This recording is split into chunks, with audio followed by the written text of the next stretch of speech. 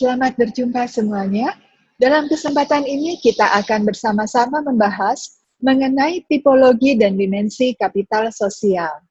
Sebetulnya, dari mana saja kapital sosial ini berasal? Ada 3 sumber utama kapital sosial. Yang pertama agama, yang kedua tradisi, dan yang ketiga tidak lain adalah seperti kita di sini. Apa itu? Lembaga pendidikan. Nah, mengapa ketiga hal ini menjadi sumber utama bagi kapital sosial? Jangan lupa, kapital sosial itu senantiasa berkaitan erat dengan nilai-nilai dan norma. Dan kita paham betul bahwa di dalam agama itu terdapat banyak nilai-nilai dan norma. Demikian juga di dalam tradisi, dan juga tentunya di dalam lembaga pendidikan. Itulah sebabnya di dalam agama maupun tradisi maupun lembaga pendidikan itu memiliki potensi yang besar untuk melahirkan kapital sosial. Mari kita lihat dulu apa perbedaan antara norma sosial dan nilai-nilai. Norma merupakan sekumpulan aturan yang diharapkan dipatuhi dan diikuti oleh anggota masyarakat pada suatu entitas sosial tertentu. Aturan kolektif tersebut tidak tertulis. Sementara nilai-nilai adalah sesuatu ide yang telah turun-temurun dianggap benar dan penting oleh anggota kelompok masyarakat. Dominasi ide akan memengaruhi aturan-aturan bertindak masyarakatnya dan aturan-aturan bertingkah laku. Ya, untuk dapat lebih mengerti apa perbedaannya nilai sama norma, saya akan memberikan contoh sebagai berikut. Misalnya begini, ada semacam peraturan di sebuah desa, kalau ada pertemuan atau pesta-pesta, maka orang-orang yang dituakan, yang dihormati, itu duduk di depan. Nah, tidak ada peraturan tertulis mengenai itu, tetapi seolah-olah semua tahu bahwa aturannya begitu. Maka ini disebut dengan norma. Nah, norma ini berasal dari mana? Berasal dari sebuah nilai. Nilai apa? Nilai menghormati dan menghargai yang lebih tua. Begitu. Atau contoh lain lagi misalnya seperti ini. Di sebuah kampung, ada semacam peraturan kalau ada sebuah keluarga yang mengadakan pernikahan atau sebuah keluarga yang mengalami musibah kematian, maka seluruh warga di kampung itu bergotong royong untuk membantu. Begitu ya, mereka semua akan datang dari rumahnya masing-masing ke tempat pernikahan itu atau tempat kematian itu untuk membantu apa yang mereka bisa. Entah membantu memasak, atau membantu membuat dekorasi, membantu mengatur kursi tamu, atau bahkan sekedar menemani.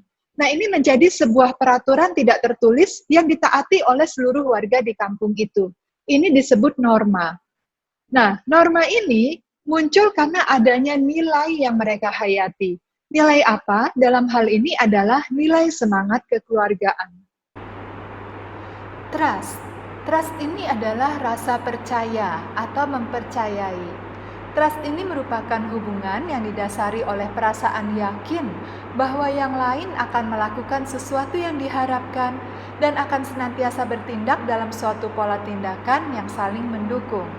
Ini yang dimaksud dengan trust. Mari kita dalami lebih lanjut hal mengenai trust ini. Maksudnya bagaimana?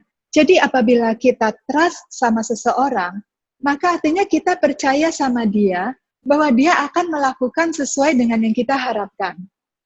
Nah, ini akan mudah terjadi di antara orang-orang yang menghayati nilai-nilai yang sama, yang hidup dengan norma-norma yang sama.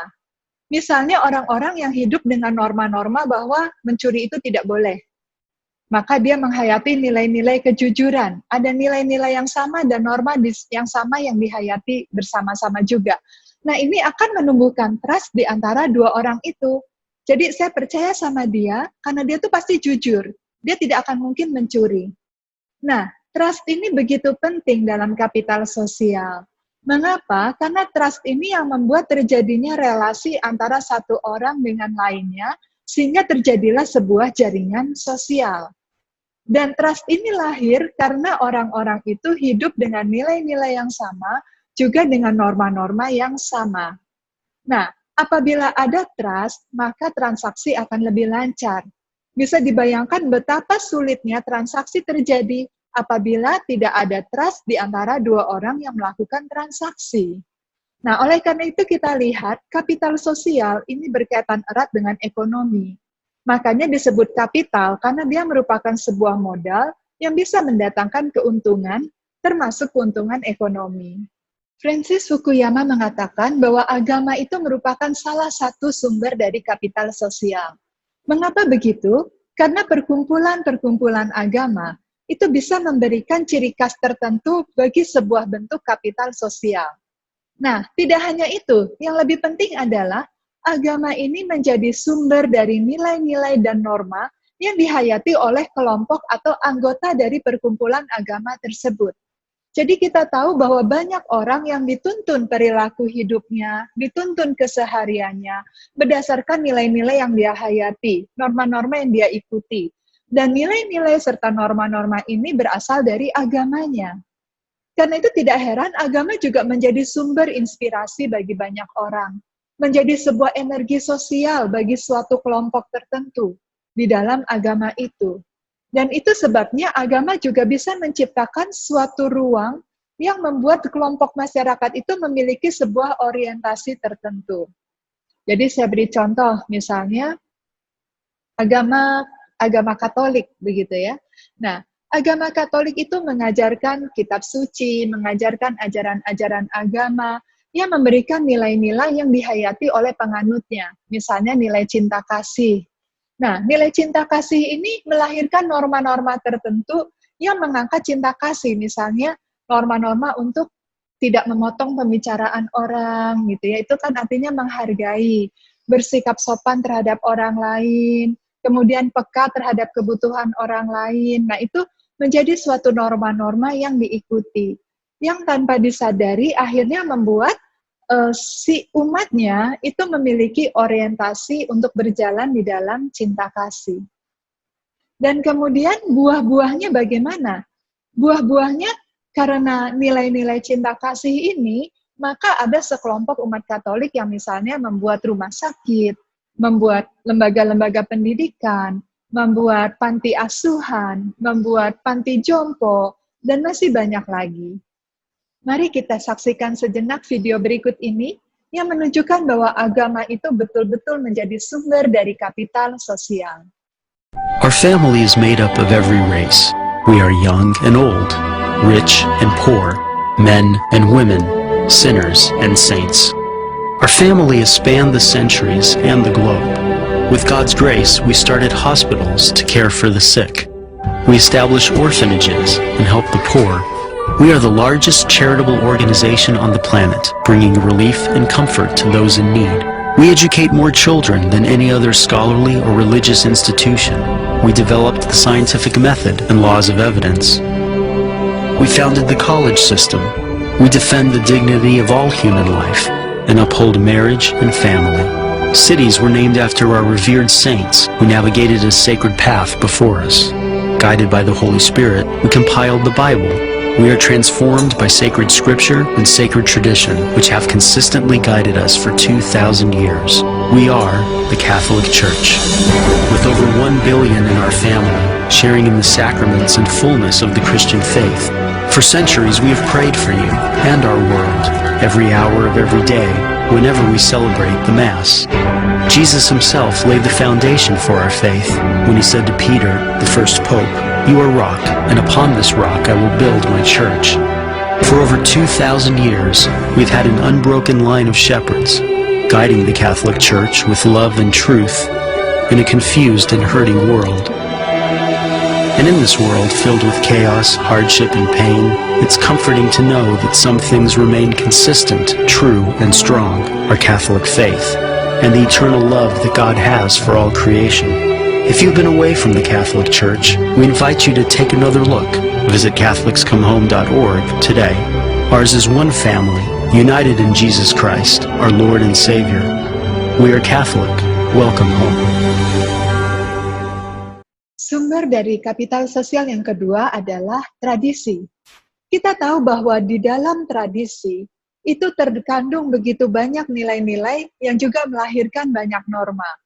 Nah, Di Indonesia masih cukup banyak masyarakat yang hidup dalam tradisi yang telah diwariskan oleh para leluhur. Jadi mereka secara turun-temurun itu menghayati nilai-nilai yang sama dan hidup dengan norma-norma yang sama. Nah, ini juga merupakan sebuah kekuatan. Karena apabila sekelompok orang itu hidup dengan nilai-nilai yang sama, dengan norma-norma yang sama, maka di antara mereka akan muncul trust satu sama lain. Jadi contohnya, misalnya ada sekelompok masyarakat yang mereka sudah dari sejak turun-temurun itu memiliki nilai-nilai kekerabatan yang sangat kuat. Sehingga mereka sudah menjadi kebiasaan dari generasi ke generasi, kalau misalnya ada masalah apapun, selalu seluruh keluarga itu, keluarga besar ya, itu kumpul bersama dan memecahkan masalah bersama. Jadi misalnya, kalau misalnya ada satu keluarga yang mau menyelenggarakan pernikahan, maka seluruh keluarga besar harus kumpul bersama dan semuanya mengeluarkan uang, begitu ya, patungan untuk membiayai pernikahan tersebut. Atau misalnya ada satu keluarga yang anaknya ini harus melanjutkan studi di luar pulau, kan membutuhkan biaya besar ya, maka sudah menjadi kebiasaan turun-temurun, seluruh keluarga besar itu berkumpul, lalu mereka patungan untuk membiayai studi dari si anak ini. Nah, ini semua merupakan sebuah potensi dari kapital sosial. Dan orang waktu itu mau keluar uang, karena dia percaya, di saat keluarganya membutuhkan, maka anggota kerabat yang lainnya pun akan berkumpul mengeluarkan uang juga buat dia, akan melakukan hal yang sama. Jadi trust ini ada karena dia yakin orang yang dengannya dia bertransaksi itu akan melakukan sesuai dengan yang dia harapkan. Kemudian sumber dari kapital sosial yang ketiga tidak lain adalah lembaga pendidikan. Bagaimana tidak? Karena di dalam lembaga pendidikan itu ditanamkan nilai-nilai yang luhur yang perlu dihayati bersama. Dan biasanya di dalam setiap lembaga-lembaga pendidikan, itu ada norma-norma tertentu yang dipatuhi oleh segenap civitas akademika. Nah, bagi Anda mahasiswa Santibuana, apakah Anda bisa tahu apa foto ini?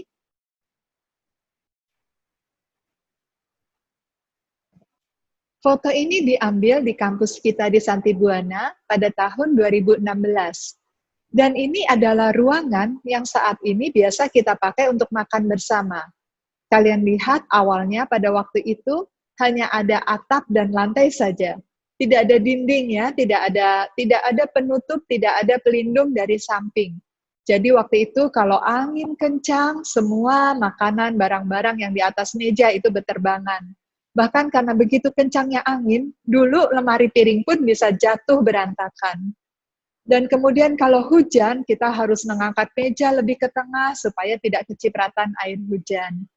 Nah sekarang dalam waktu 4 tahun, Santibuana sudah mengalami perubahan yang sangat besar. Sudah mengalami kemajuan yang luar biasa, termasuk dalam hal ini di bidang sarana dan prasarana. Nah tentu saja ini terjadi karena apa? Karena ada kapital sosial. Ada nilai-nilai luhur yang ditanamkan di dalam diri kita, nilai-nilai yang dihayati bersama, yang membuat orang akhirnya menaruh trust kepada kita, dan mereka mau mempercayakan anak-anaknya untuk kuliah di sini, mau mempercayakan uangnya untuk didonasikan di sini, mau mempercayakan dirinya sendiri untuk bekerja di sini, begitu ya, dan masih banyak hal lagi. Tetapi ini semua adalah lahir karena adanya trust. Dan trust itu muncul karena apa? Karena nilai-nilai yang dihidupi. Menurut Woolcock tahun 2001, ada 3 tipologi kapital sosial atau modal sosial. Yang pertama disebut modal sosial terikat atau bonding social capital. Ini apa? Yaitu tipe modal sosial dengan karakteristik adanya ikatan yang kuat atau adanya perekat sosial dalam suatu sistem kemasyarakatan. Kemudian tipe yang kedua adalah modal sosial yang menjembatani atau bridging social capital. Ini merupakan suatu ikatan sosial yang timbul sebagai reaksi atas berbagai macam karakteristik kelompoknya. Lalu yang ketiga adalah social linking, disebut juga hubungan atau jaringan sosial. Ini merupakan hubungan sosial yang dikarakteristikkan dengan adanya hubungan antara beberapa level dari kekuatan sosial maupun status sosial yang ada di dalam masyarakat. Saya akan memberikan contoh mengenai tipologi kapital sosial ini supaya kalian lebih jelas ya. Jadi misalnya begini, ada sebuah kampung. Di kampung ini masyarakatnya hidup dalam kekerabatan yang kuat karena itu merupakan nilai yang mereka warisi secara turun-temurun dari generasi ke generasi. Jadi sumber-sumber dari kapital sosial mereka berasal dari tradisi.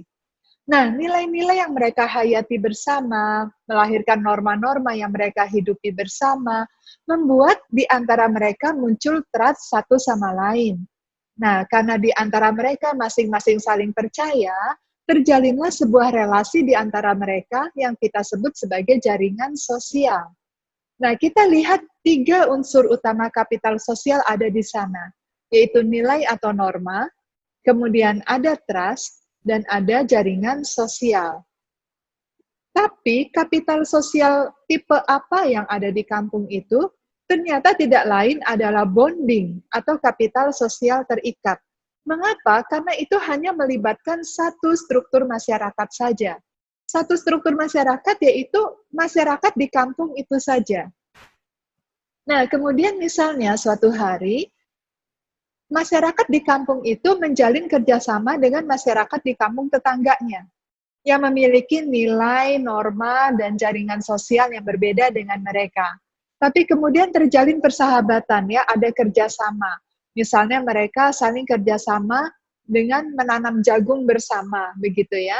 Menanam jagung bersama yang kemudian mereka jual bersama, lalu hasilnya dibagi 2. Mengapa mereka mau menanam jagung bersama? Karena supaya mendapatkan hasil yang lebih banyak untuk bisa dijual ke sebuah industri pakan ternak yang mau membeli bahan mentah jagung apabila orang menjual dalam jumlah banyak. Nah, karena itu kedua kampung ini bekerja sama, begitu ya.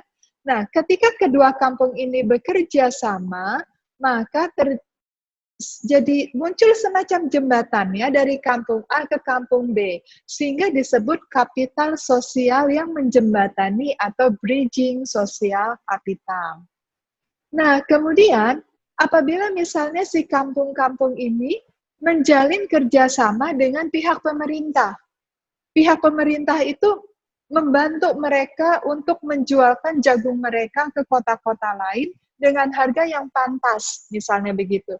Sehingga terjalin relasi antara orang kampung A, orang kampung B, dengan pemerintah dalam hal ini yang sudah berbeda sama sekali ya.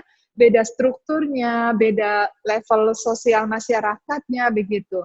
Nah, ini sudah disebut sebagai linking sosial kapital.